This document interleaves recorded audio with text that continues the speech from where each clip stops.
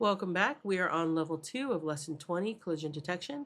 And this is a prediction level. So it says using math to figure it out.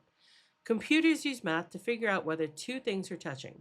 Look at the math on lines 17 through 18 of this program to see how the sprite properties are compared with their width to see whether they are touching. Do this. Read the if statements inside the draw loop and find the different sprite properties and how they are compared. Discuss the code with your partner. Why does the code only use the width and x properties and not the height and y properties? Would you want to write this code every time you checked whether something was touching? It's it's going to be interesting. So we have to go down to lines, what they say, 11, 17 through 18. All right, and here they are. So there we go on my screen. And we can see that line 17, if parentheses, parentheses, parentheses, bunny.x is greater than dinner.x.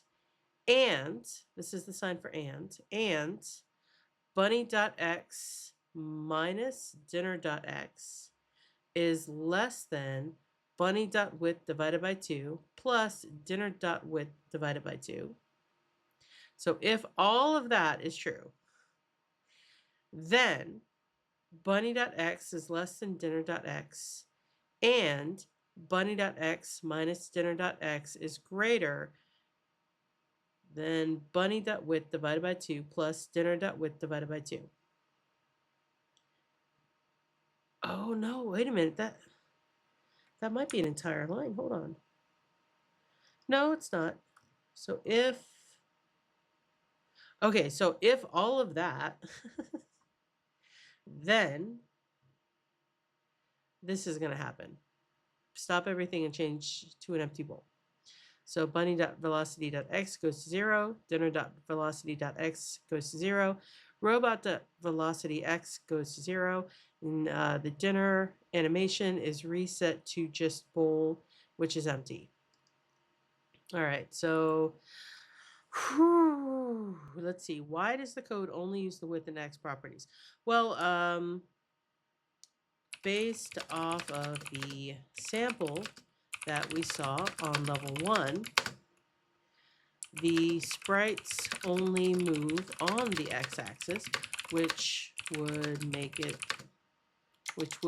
sense for why there's no changes to the y-axis. They didn't move on the y-axis.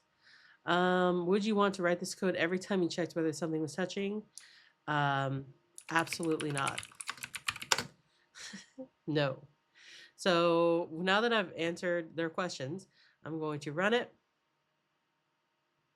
So when all of this happens, then the bowl is emptied. And the bunny and the dinner and the robot stop moving. Whew.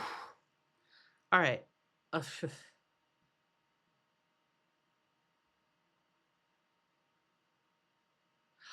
I see. Okay, so before we go on to the next one. Okay, so I was wondering about these two right here. So this is the symbol for or. This is the symbol for and. So either this has to happen or this has to happen.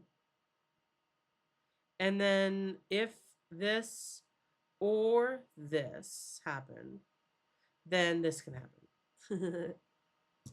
So there you go. With that, we will press finish and I will see you on level 3 and we will actually start coding. Here we go.